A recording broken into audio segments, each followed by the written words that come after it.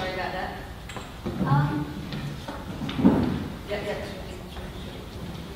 I have been allocated, I think, about 15 to 20 minutes to give people a bit of a sense about how a participant accesses the NDIS and a bit about what that's like for them. And when I'm doing that, you get a bit of a sense about what does that mean for providers. But in fact, Phil, my colleague from Pathways, will be talking very much about the organisational and provider challenges associated with that. And I've based this presentation on our experience in Barwon. I think Liz mentioned that in Barwon, all of the state-funded services we had were cashed out to NDIS, as were field done at Pathways and other providers. So for us, mutual support and self-help became NDIS services, youth residential rehabilitation became residential, and some of the associated outreach with that.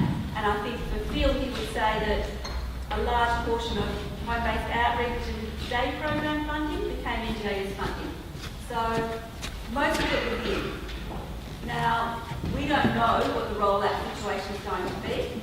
So I'm speaking about our experience that we had, likely to be a little bit different as it rolls out.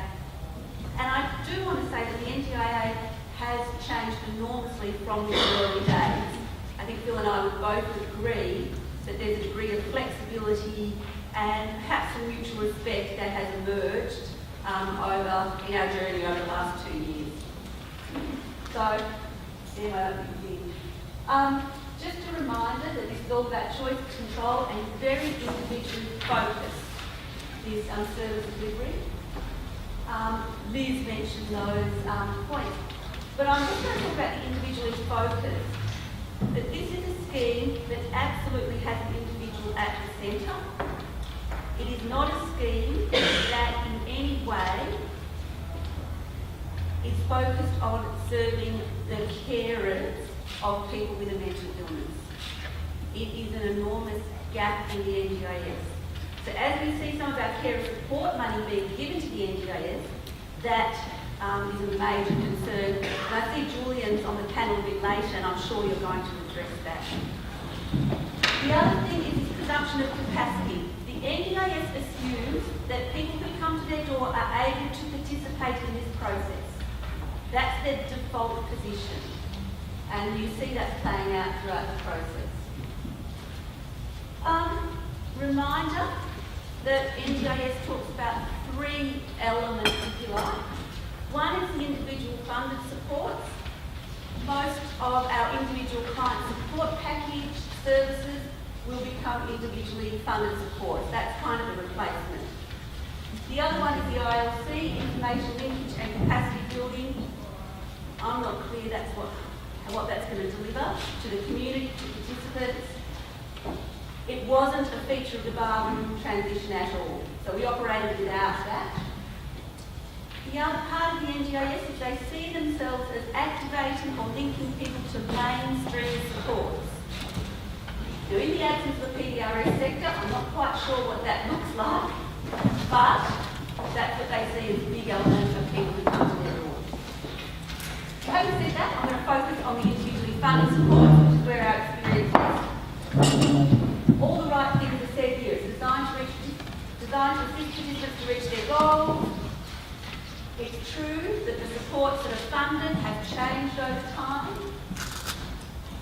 And in most cases, there is a predetermined price that the NDIA will pay you to deliver those supports. So there is a whole booklet, if you like a catalogue, that says if you do this, we're going to pay you $41 an hour. If you do this, we're going to pay you $35 an hour. If you run a group, we're going to pay you $17 an hour. So it's there's no standard price, which is what we're used to.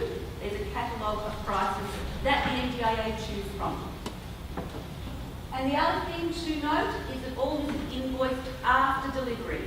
Phil's going to talk about all this stuff, but we are currently in a world where we get funding in advance for what we deliver. We're moving to a world where we get funding after we've delivered it, after we put in an invoice for the NDIA to claim. the lumber shop. To give you a bit of an idea, these are the sorts of domains the NDIA are interested in, and they're quite familiar domains to us. And in this not very sophisticated slide, I have pointed out that most of those, though not all of them, have got different rates of pay attached to them. So, if a client is determined to be somewhat low needs, you get a lower price than if a client is determined by the NDIA to have complex needs and requiring a higher level of intensity of support. So that often, but not always, there's a kind of rate. Some of those rates also change depending on whether you're delivering the service on the weekend, on the weekday, or a public holiday. The choice and control domain has a bit of support coordination kind of items in that I'll talk about a bit later. But all those domains are quite familiar to us. And this is a really unsophisticated slide because I did it on the computer, but it kind of gets enables us to talk a little bit about the process for a participant. Would NDIA help is my first thing. At some point somebody thinks that a person or that they themselves require some disability support. Now, that can happen by anybody. It can be the participant themselves that thinks, this could be good. It certainly could be a provider like ourselves that knows this person well. It could be a family member. It could be a GP. It could be the clinical service. But it's an initiated kind of conversation with the participant and a referral to the NDIA. And the first step is an eligibility process that I'll talk a little bit about.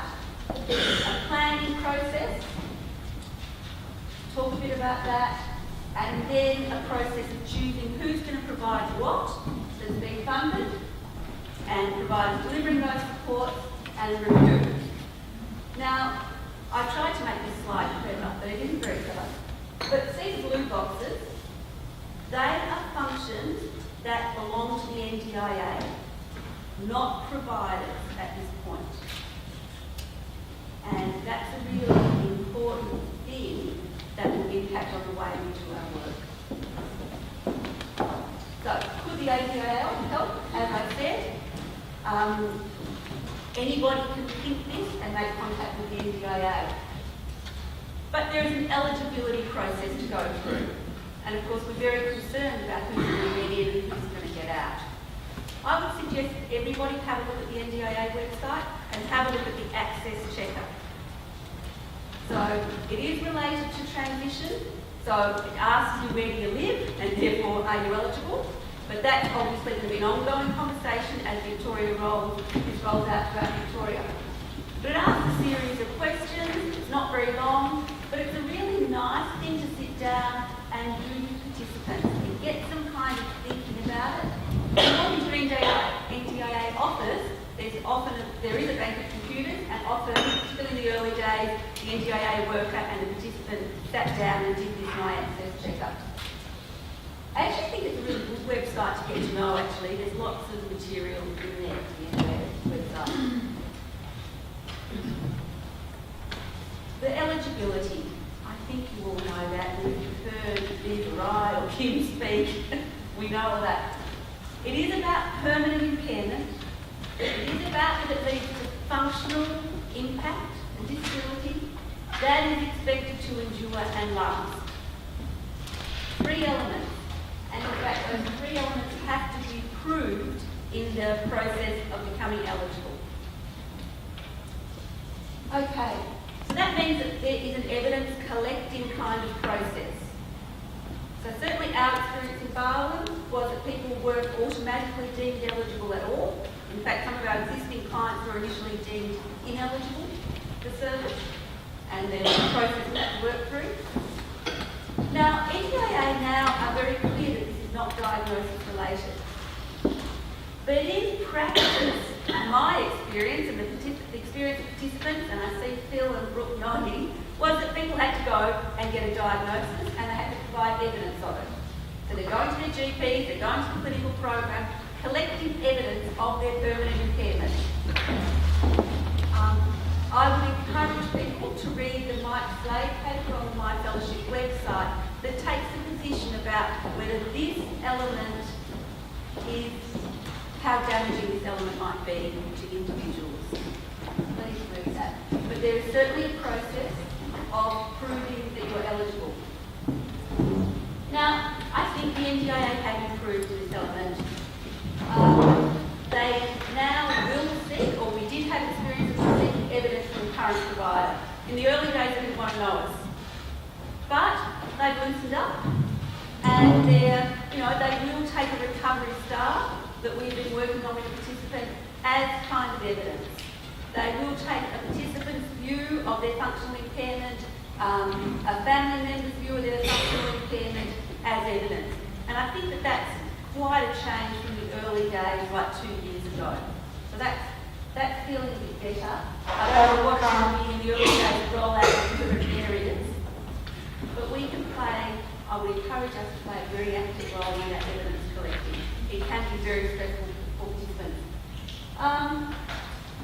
Now, another kind of caveat of what I'm saying is that our experience, and I think other providers as well, is that there's a lot of work we do to get somebody to the door and to a planning process. And we've had in-kind funding, we will still have in-kind funding to enable that to occur. I'm not sure about how that's going to look in rollout. But be prepared to do a lot of work with somebody in these early days. Now, having said all that, I've got a very brief film that's probably more interesting than I am, where participants talk about what it was like to go to the NDIA. And I thought we might put that for a couple of minutes before I go on. And I'm going to try to do this.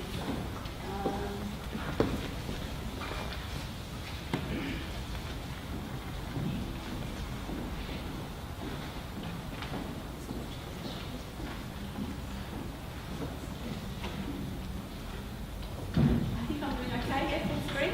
Just press play. Yeah, okay.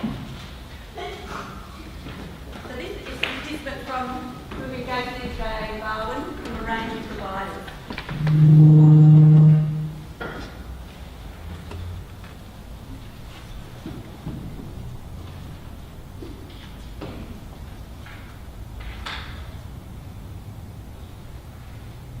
An NDIS plan involves, it's around a funding model really. When you're assessed with the NDIS, you might get a funding for the year for, say, coordination. So that will involve you having a coordinator for umpteen hours a week, whatever you're funded for. And depending on your need for services, you might get that for 1 hour a week, or they might give you 3 hours a week, depending on what each individual is required. Well, at the start, I originally had for someone to come in and help clean my house, and I think it was supposed to be for about 2 hours a week, but it turned out that after maybe a couple of months, I was actually doing the house cleaning myself, and so I wasn't requiring any of the support needed from my coordinator. Well, I received some one-on-one sort of mentorship with some people at Coringal Services, and it was once a week to once a fortnight meeting for an hour and a half with someone, and just sort of spill the beans and talking and etc. etc. And also there was some yoga and some gym stuff I did too, and I also received $500 for a gym membership, which was excellent. I have help with my house because I'm a hoarder and trying to keep on top of things, and I also have help where somebody comes and takes me out to access the community, and we pile each week 1.5 hours each week and put them together, get 6 hours and go to Melbourne. So there is some flexibility in the plan, And I've been able to go up and see in Melbourne the back lanes and also graffiti. We've seen some, the lane, we've seen great things. And we have fun when we go out and see a different world than what I've got really just living on my corner. Just the funding that I can do different things, even if I don't do them, because I suffer from depression and I'm not as motivated as I would be otherwise. You know, I've got funding to do different sporting activities and attend different groups, and it's really good to meet other people, other pathways clients. I think one of the things which really needed to be updated in my new plan was around community access and definitely social outlets. They're some of the things I have really been wanting to work on, but just haven't really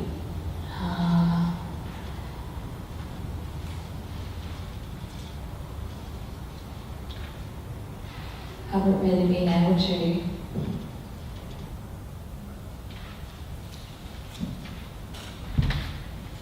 The question's in the form that for the GP. It says, you know, I can't remember exactly what it was word for word, but it's like, do you consider yourself to have a permanent illness? Well, I do, but not all the time. So it's probably going to be for the rest of my life, but it might only be 20% of the time that I'm impaired. And then, actually, that's an interesting point too, because the reason why I didn't get on the first one to the NDIS is because some of the questions were ticked no. And I went back to the GP and said, look, this question here you've ticked no, but you've got to tick yes. And he goes, oh, but only when you're unwell. I said, yeah, that's exactly right, and that's 20% of the time. And that's why I need the money to back me up when I'm ill. So you've got to think like worst case scenario, so that what's the worst you've ever been, not they're going to be like that now, but just think back, be mindful and go, well, I have been this bad before. Right now, I'm good, but let's back myself up with the agency money or the insurance money so that I won't get ill again, or if I do, I can nip in the bud straight away. I definitely have an advocate, someone who has a background in mental illness, or someone who, even just a family member or friend who can go in and give you some support and ask the questions you might forget, or have a little bit of a plan of what you're going in for with the advocate. So do a little bit of research and sit down with your advocate and say, what is available to me and what do you think I need?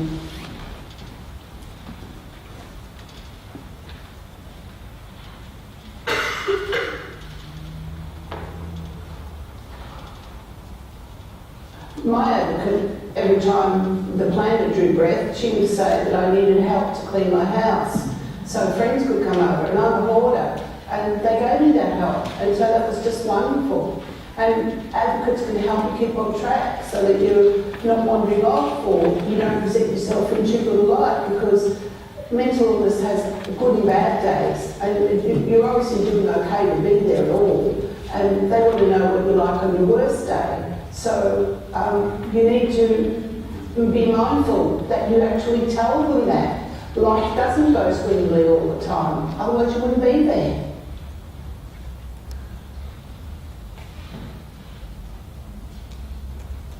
At the start, I thought it was going to lessen the control and choice, but I reckon now it's actually giving me more choice to tell the truth.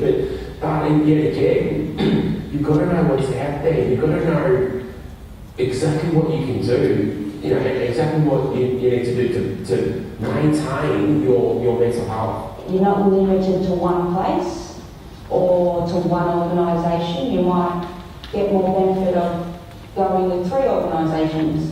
So the choice is yours, really. It's all up to you what you want to get out of it and what you put into it as well.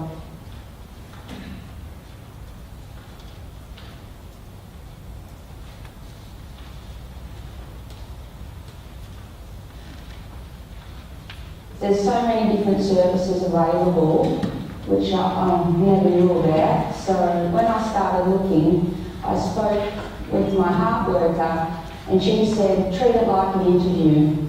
Pick out the services you would like to look at, such as I had a couple on my list, like the MI fellowship and say pathways or whoever you prefer to choose. And she said, treat it like an interview. You write yourself some questions, what you want from them, what they can offer you, and go in there and get to know some of the staff and people in that particular area. So that's what I did. I went to the MI fellowship and I got to meet all the people and the coordinators and some of the volunteers there, and they were just for me. I found it very easy to link in with them.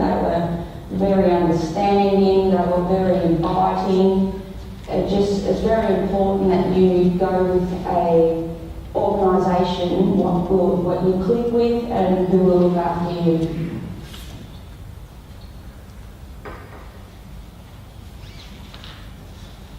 It's very good to go in as prepared as possible. Consider the person's needs and their goals, because they are different. Don't be afraid to ask for something. No matter how simple or difficult it is, ask for it. And be a bit insistent on their behalf, because if you're not going to be, they may not get what they need. And that's what we're there for, to support them and hopefully get their goals promoted.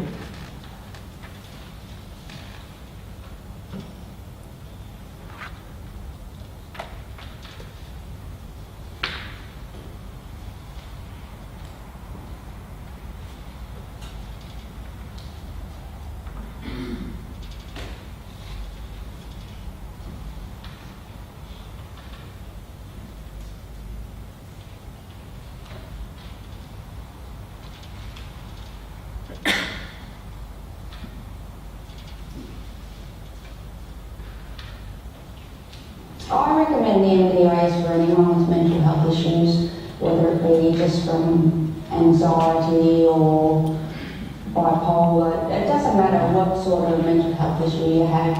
There's always going to be a gain, whether it be just having someone to talk to once a week or to take you somewhere or to link you into services such as community groups to get you out and not being so isolated at home. I'd like to say to people, give it a go, because they do want to help you if you can. They have like a big book with line entries of what they can do for people. So if you can match up to what they deliver, then you know they do want to help people. And if they help you, it makes your whole life a whole lot better. I'm so much better than I was 2 years ago before I started my plan. That have hope.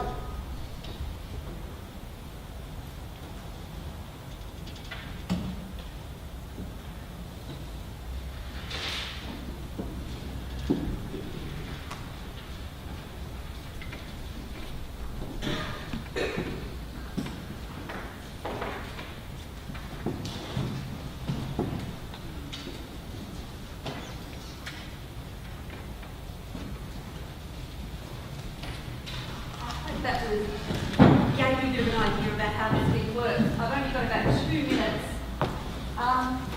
There's a couple of points I want to make. Everybody up to the screen, I think. Thank God.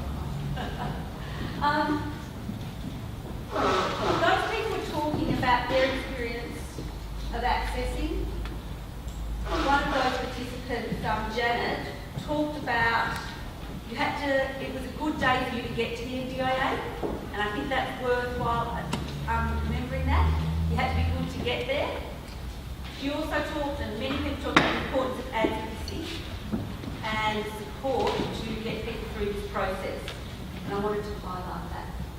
Now the other thing I think is important to realise is that we as a sector are used to working with people to understand their needs and plan in a kind of joined up process, a very iterative process. That chart was designed to show that the assessment and recovery planning process no longer is the province of our sector. That is something that happens at NDIA. So that means we are delivering the support in a shopping list kind of way.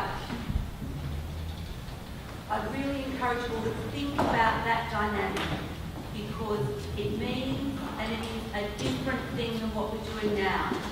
Something that these people found very, very valuable, but it's not the level of complexity, linkages, integration that we currently endeavour to deliver. It is different.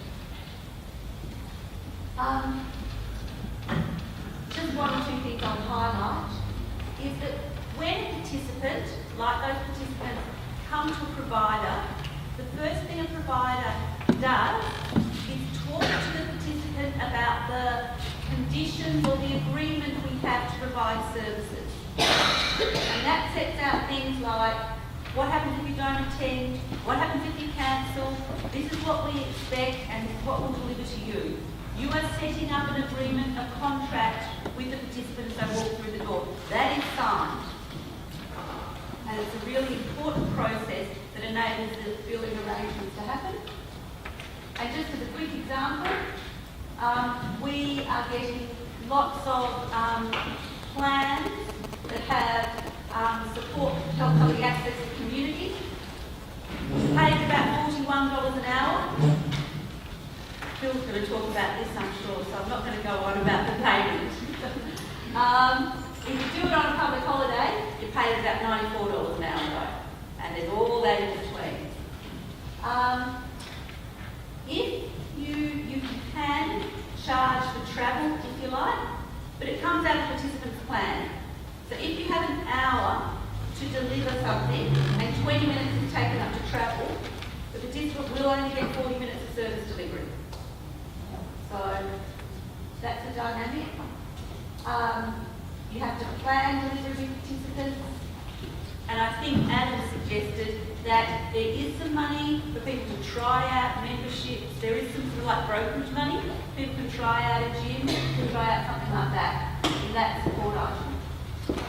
I won't talk about cancellations. And last one is about the support customer, support coordination, which probably is the neatest fit with mental health. It's about building linkages, it's about coordinating support. It's not about care coordination. It's about making sure people get what's in their plan. And there are 3 levels that you can look at there. From the most complex coordination at $172 an hour, which is generally provided by psychologists, registered occupational therapists, that kind of level. $90 for coordination of supports. And we're getting a couple of plans where people with mental health issues that are fairly unstable fit into that, and then support connection, which is a lot cheaper. Have a look at the catalogue of support and get to know them. And I'm going to finish, not even my key question, because Kim's going to, and I'm going to pass on to Phil, who's going to have this commercial lens on, I think, to think about how this works.